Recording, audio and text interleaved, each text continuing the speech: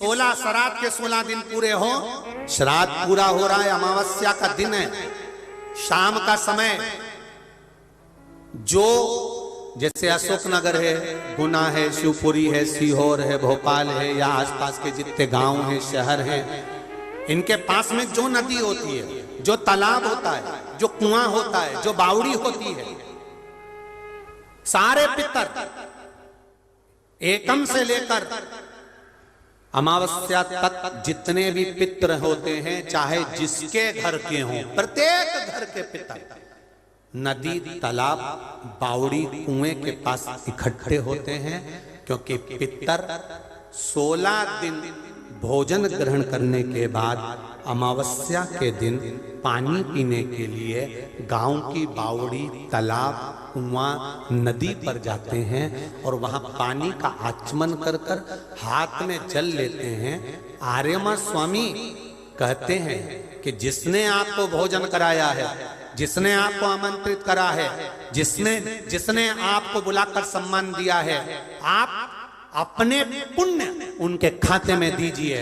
तो पितर हाथ में जल लेकर उनका नाम लेकर कि मेरे मंझले बेटे ने, कि मेरे बड़े बेटे ने, कि मेरे छोटे बेटे ने, कि मेरे चौथे बेटे ने, कि मेरी बेटी ने, कि मेरे उसने भोजन कराया, उनका नाम लेकर पितर जल छोड़ देते हैं। तो साल भर उसके यहाँ भंडार भरा रहता है और वो उन्नति की ओर बढ़ता है।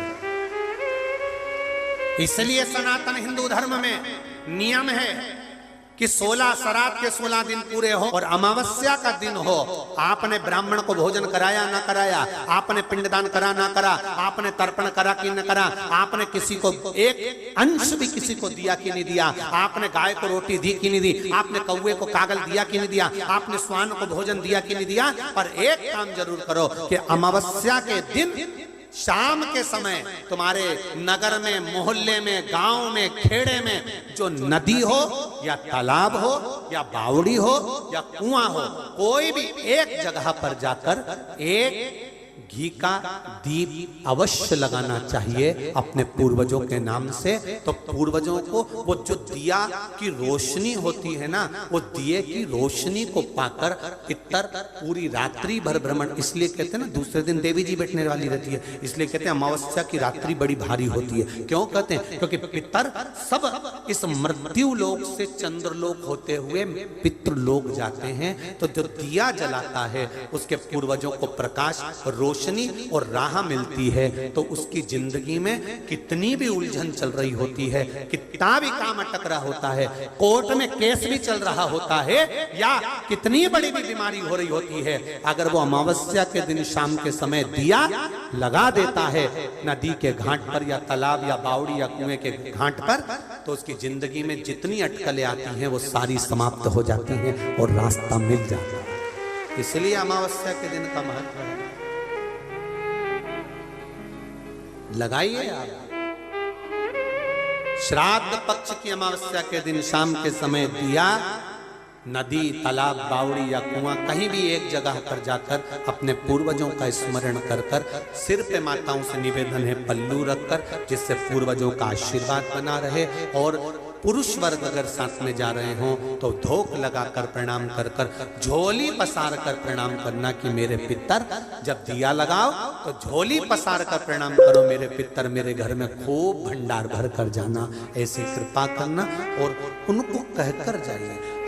श्राद्ध पक्ष में पितरों को छोड़ा जाता है, भोजन मिला तो ठीक है, नहीं मिला पितर चले जाते हैं।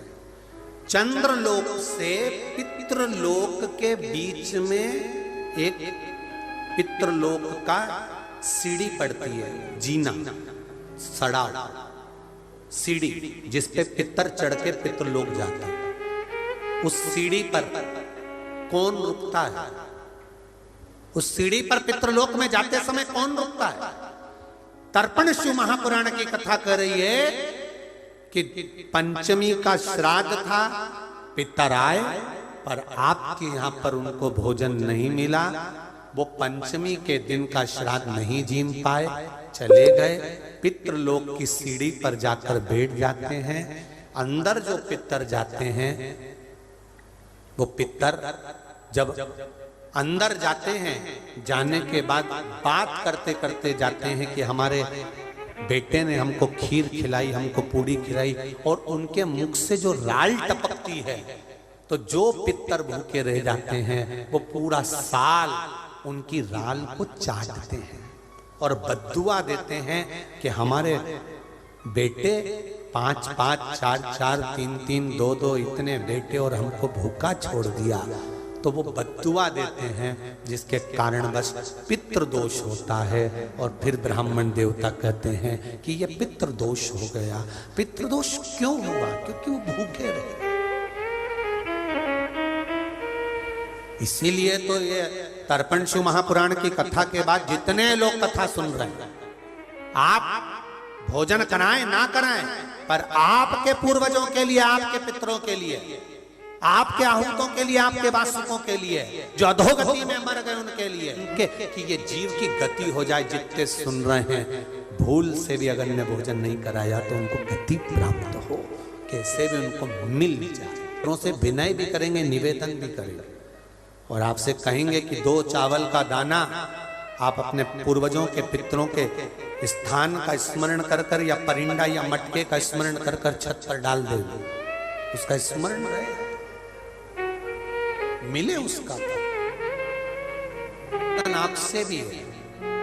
ठेला चलाने वाला, ऑटो चलाने वाला, गाड़ी चलाने वाला, कबाड़ा बेचने वाला, भिक्षा मांगने वाला, एक गरीब से गरीब भी व्यक्ति एक घी का दिया अगर अमावस्या के दिन शाम के समय नदी, तालाब या बावड़ी के स्थान पर, घाट पर लगा दे, श्राद्ध पक्ष में, अगली जब श्राद्ध आए तो बताना जरूर पत्र लिखकर कि पितरों ने भंडार भरा कि नहीं भरा, दिया कि नहीं, देते हैं कि नहीं देते, ये जरूर बता। अगली बार जहाँ कथा रहे तो आ जाना आप भी बताने के लिए अशोकनगर वालों की हमने। और जितने सुन रहे हैं भारत की भूमि पर, जितने देश विदेश में बैठकर कथा सुन रहे हैं, सब स्मरण करो और सबको सूचना दो कि श्राद्ध पक्ष की अमावस्या को शाम के समय पर दिया लगाने का फल क्या होता है। इस क्लिप को काट कर जनमानस तक भेजिए कि उसका लाभ क्या है, उसका फल क्या है, प्राप्त हो। किसी को मार्ग बता देने पर भी फल की प्राप्ति होती है भाई। घर में यदि क्लेश उत्पन्न हो जाता है, आपका धन, आपकी प्रॉपर्टी, आपकी जमीन, आपका प्लाट, आपका दुकान, आपका पैसा, यदि किसी ने कब्जा कर लिया और छोड़ नहीं रहा, प्रत्येक अमावस्या के दिन पीपल के वृक्ष के नीचे जाकर 2 दीप लगाइए घी के। दोनों दीप के सामने एक हल्दी का चावल, एक कुंकू का चावल का दाना रख दीजिए और स्वधा स्वधा स्वधा स्वधा 3 बार कह दो और स्मरण करो, हे हमारे कुलदेव, पितृदेव, शिवदेव, महादेव, कृपा कर कर मेरा जो जमीन है, मेरा जो धन है, मेरी जो प्रॉपर्टी है, मेरा पैसा लोगों ने हथिया लिया, देते नहीं।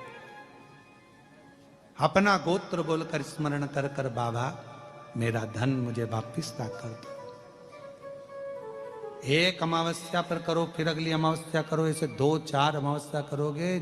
जिसने ले रखा है वो खुद सोचेगा कि मुझे क्या हुआ, कि मुझे देना है, उसका पैसा चुकाना है, धन रखेगा नहीं। अगर किसी व्यक्ति के जीवन में खो गया, कर्जे में डूब गया, कर्जा बहुत हो गया, पैसा चले गया, गाड़ी चली गई, मकान चले गया, सब गिरवे रखा गया, सब कुछ समाप्त हो गया, उसको प्रत्येक प्रदोष को, प्रत्येक अमावस्या को घी का दीप किसी भी पेड़ के नीचे, ये 5 वृक्ष बताए हैं पितृभाव के, उन 5 वृक्ष में से कहीं पर भी बड़, पीपल, आंवला, शमी, बेलपत्र आदि 5 वृक्ष में से किसी भी वृक्ष के नीचे प्रज्वलित करे और कामना करे, उसका कर्जा चूकता ही है। कितने भाग्यशाली। खूब भजन करो, खूब स्मरण करो।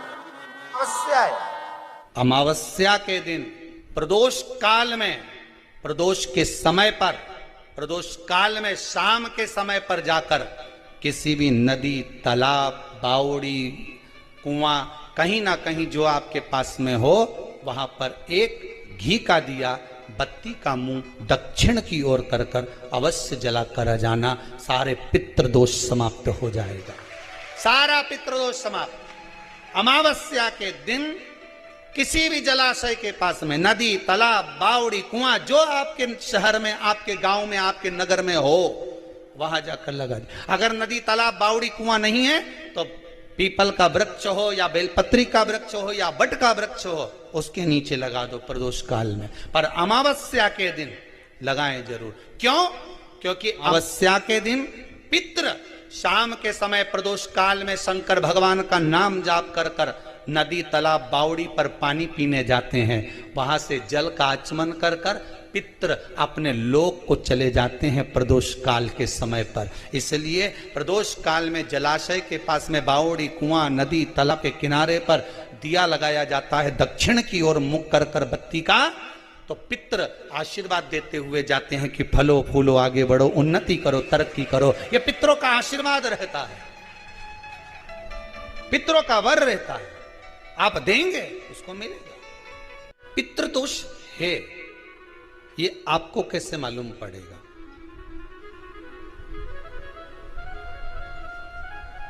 पितृ भूखे हैं, इसका तो वर्णन हमने पहले कर दिया कि रात्रि को जब आप सोने के बाद में 1-1.5 घंटे बाद अगर आपकी नींद खुल जाए, 1 घंटा 1.5 घंटा आप सो लिए, उसके बाद जो नींद खुली तो 1-1.5 घंटे तक अगर आपको नींद नहीं आ रही है, रात्रि को सोने के बाद में 1 घंटे बाद जब उठे तो आपको प्यास लग गई,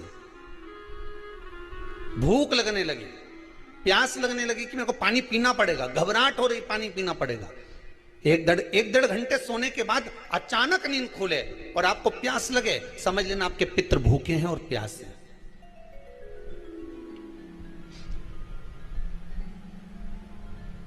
वो भूखे और प्यासे हैं, उनको जल की जरूरत है।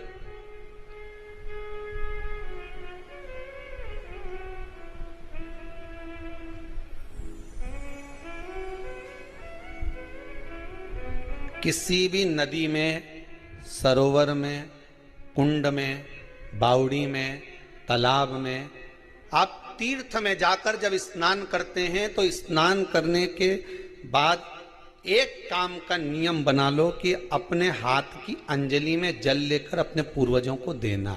प्यासे रहते हैं, भाग मांगते हैं।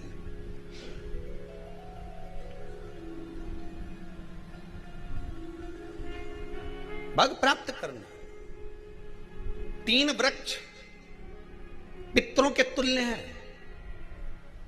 पहला पीपल, दूसरा बट वृक्ष, तीसरा बेलपत्र का वृक्ष। ये पितरों के तुल्य हैं।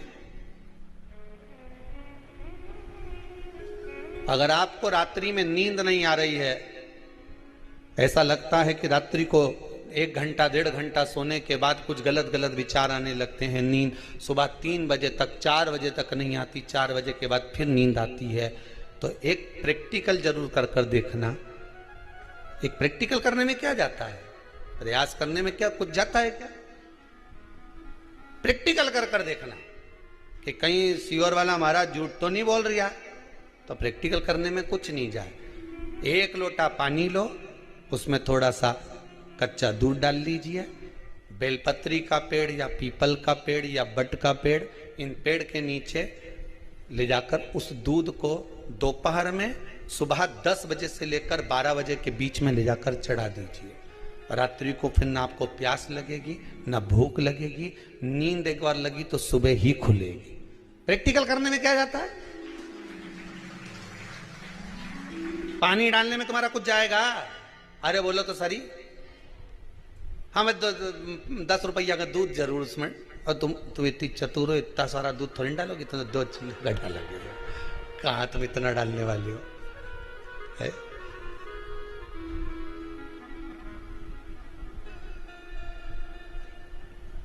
प्रैक्टिकल करने में क्या जाता है?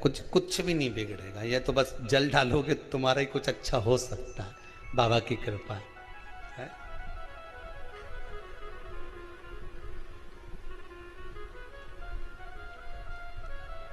3 वृक्ष पितरों के तुल्य हैं। पहला, जम के बोलिए, पीपल, दूसरा बट वृक्ष, तीसरा बेलपत्री का वृक्ष। 3 पीपल के वृक्ष में 52,000 ब्राह्मण एक साथ निवास करते हैं, इसलिए पितृतुल्य है। बट वृक्ष ब्रह्मा जी के मस्तक से बना, इसलिए पितृतुल्य है। और बेलपत्री का वृक्ष माता पार्वती जी के अश्रु से बना। जब आंसू गिरे थे माता जगत जननी जगदम्बा पार्वती के, उस समय पर पितृलोक में हलचल उत्पन्न हो गई थी। हमारी नातिन की आंख में आंसू कैसे आ गए? मैनावती की पुत्री है।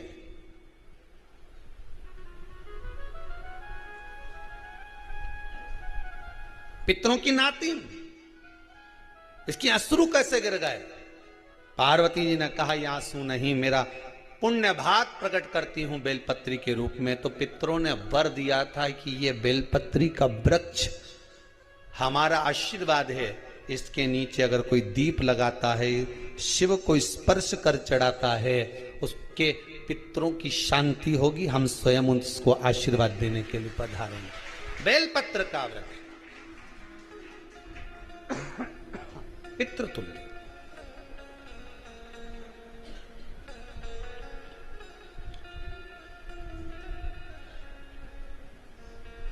तो रात्रि को अगर भूख लग रही है, प्यास लग रही है, तो पितृदोष। दूसरा पितृदोष का लक्षण बताया, घर में कोई शुभ कार्य ना हो, वंश की वृद्धि ना हो। 1 रुपये कमाओ, 1.25 रुपये खर्च हो रहे हैं, पैसा 10 जगह से कमाई आ रही है पर घर में टिक नहीं पा रही है, आया गया, पितृदोष। जरा सी कटोरी पड़ी है, उसके पीछे विवाद चालू हो जाए, पानी ढुल गया, उसके पीछे विवाद हो जाए, या छोटी छोटी बात में घर में क्लेश मचा हुआ है, पितृदोष है। समझ लो हमारे पूर्वज हमसे खुश नहीं है, प्रसन्न नहीं। मौका लग जाए, सारी दुनिया के लोग तुमसे कह रहे हैं तेरे घर में पितृदोष है। 1 रुपये कमाते हो, 1.25 रुपये खर्च होता है, मानसिक टेंशन बना रहता है। घर में एक व्यक्ति बीमार है, ठीक हुआ, दूसरा बीमार पड़ गया, दूसरा ठीक हुआ, तीसरा बीमार पड़ गया, तीसरा ठीक हुआ, चौथा बीमार पड़ गया। मतलब कहीं ना कहीं पितृ का भाव पितृदोष का बन रहा है। किसी ने कहा तुमसे कि तेरे यहाँ पितृदोष है, तूने ब्राह्मण को भोजन करा दिया, पिंडदान करा दिया, तर्पण करा दिया, तिलांजलि करा दी, गया जी का श्राद्ध कर दिया, हरिद्वार चली गई, वहां पिंडदान करवा दिया, ब्राह्मण भोज करवा दिया, तिथि पर भोजन करवा दिया, सब कुछ करवा के देते। अब एक काम और करके दे,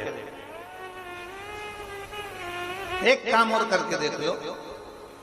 जब तुम घर में भगवान शंकर की आरती, तुम्हारे घर में शंकर जी का शिवलिंग है, भले काय का भी हो, छोटा सा, भले सियोर का कंकर शंकर हो, नर्मदा का कंकर हो, चाहे शंकर पारद के हो, पीतल के हो, स्टील के हो, लकड़ी के हो, जिसके भी हो, लोहे के हो, पाषाण के हो, जिसके भी हो, शंकर का शिवलिंग अगर हमारे घर में है और आप रोज प्रतिदिन भगवान की आरती करते हो, प्रतिदिन, और आपको लग रहा है कि मेरे यहाँ तकलीफ चल रही है, ये ठीक ही नहीं हो रही, लगभग 1.5 महीना आप कम से कम 45 दिन, 1.5